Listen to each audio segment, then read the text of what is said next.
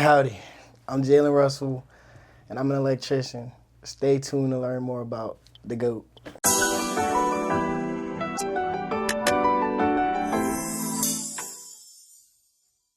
Okay, Jalen, thank you again for joining us on another episode of OI. So let's hop right into these questions, right?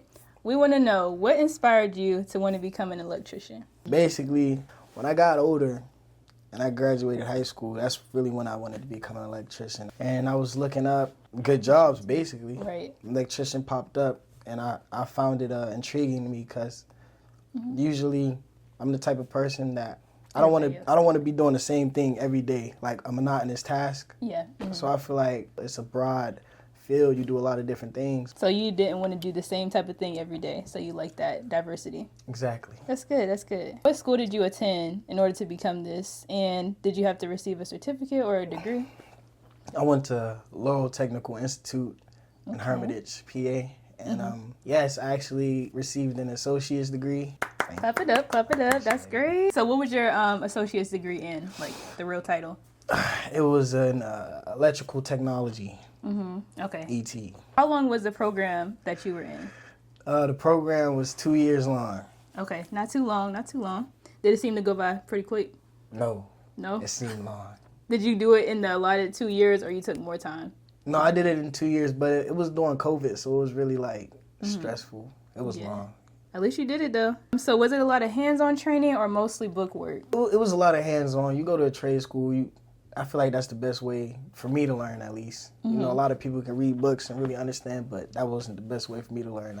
I'm a hands-on type of guy. So let's talk about the program, right? How much was it for you to attend school, if you don't mind me asking? I think it was like 12,000.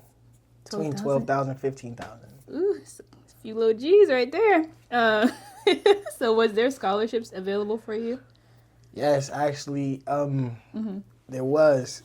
If you go on their website, I think it's lowell.edu, they have a scholarship on their website, and they offer grants, all type of stuff, scholarships, and you can go in there and check it out and see what they have to offer. Also, where I work in a union, and the union, they give those type of opportunities to people who want to get into trades as well. So, that's cool. Yeah. Okay. What about FAFSA? Did they take FAFSA there? Yes. Okay. How long did it take you to get a job after graduation? It didn't take me too long to get a job, because I was applying like everywhere, all type of places. As you should, yeah. Yeah, so it really didn't take me too long. Did the school assist you in finding a career, or was it all on you? I feel like the school tried a little bit, but like I said, it was during COVID. A lot of places really didn't want to like be into all of that. I mean, they tried to, but it was just class I graduated with was around COVID, so it was a little bit harder for them to do Right. That leads into the next question, though. I was actually going to ask you what was the most challenging thing about the program. So would you say it was like dealing with COVID at that time, or what would you say was the biggest challenge? Definitely COVID. It was because it did come a time where we wasn't doing hands-on work. Yeah. And we wasn't even going to the school. We was on our laptops, and that was hard for me. I'm the type of guy, early in the morning, I just want to stay in the bed. So I hear you. That was a hard time. But it was only for like a month, so we got past that. But we had knew like a long time before. They told us like, hey guys, when we go on a New Year's break, don't come back. We're going to take online classes. Dang. But it didn't last long. And what's actually crazy is I caught COVID. That was my first time I caught COVID during that break, and I got it from one of the teachers, which is crazy. Dang. So they gave you COVID and a degree. Okay. Sure. So now that you have your degree, can you work solo, or do you always have to be employed through a company? I can work solo if I wanted to, because in Pennsylvania you don't have to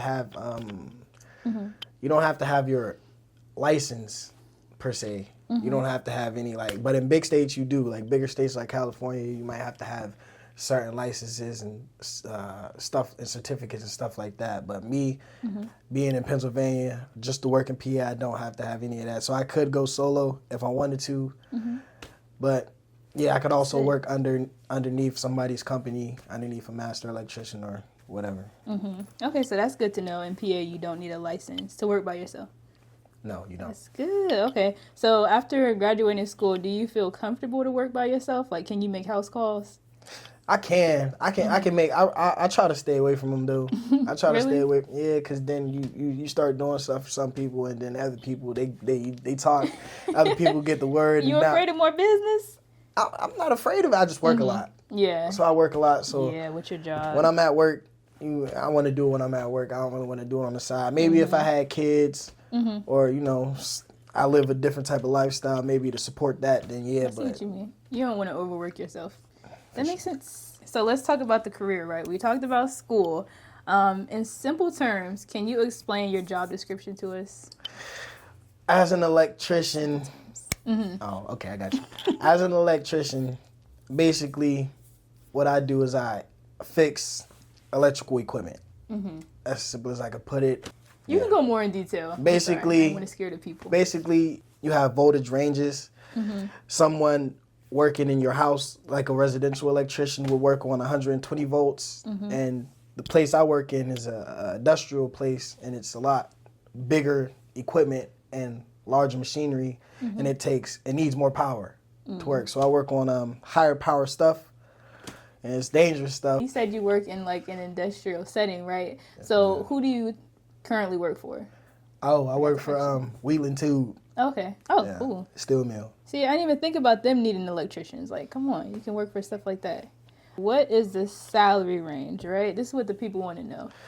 Entry level, what people looking at, and then compare it to somebody that's a big dog, right? Okay.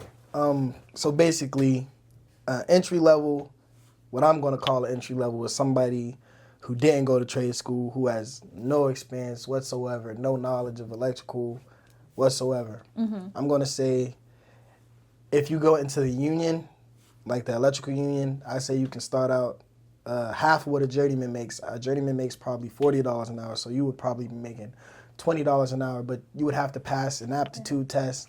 So in their eyes, you're qualified enough to be an apprentice electrician, and you would probably make around $20 an hour at entry level. A journeyman is double that at $40 an hour in the union. I feel like union is a better route, and safer jobs.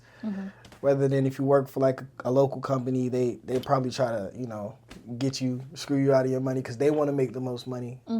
A journeyman electrician is someone who is qualified to run jobs by themselves. They have enough experience and they have enough knowledge and they have the skills to be able to go out on their own and run a job. Whereas an apprentice needs to be watched. He needs to be made sure that he's doing stuff safely in a safe way. So the journeyman is going to have to watch over him. Okay, so let's get down to the nitty gritty. I want to get on these opinions people have about trade jobs, right? So there's a lot of people that talk, but they're not really in the field. So I want to make sure I talk to somebody that is an electrician themselves. So with that being said, some people believe that the trade world is actually dying and people aren't going for them like they used to because, it's growing in AI, we got intelligence that's doing their jobs for us. But from somebody in the field, what do you say to someone? It's not dying. You're always going to need skilled trade. You're going to need people that know how to do the job. You can't be replaced. You can't be replaced by AI. An electrician couldn't be replaced because you got to do a lot of things. You got to troubleshoot.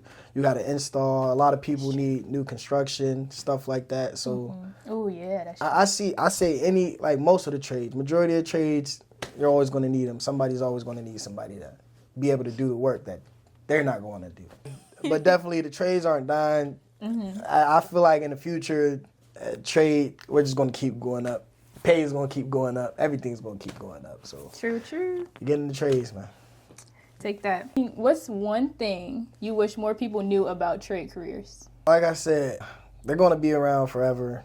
They're not dying.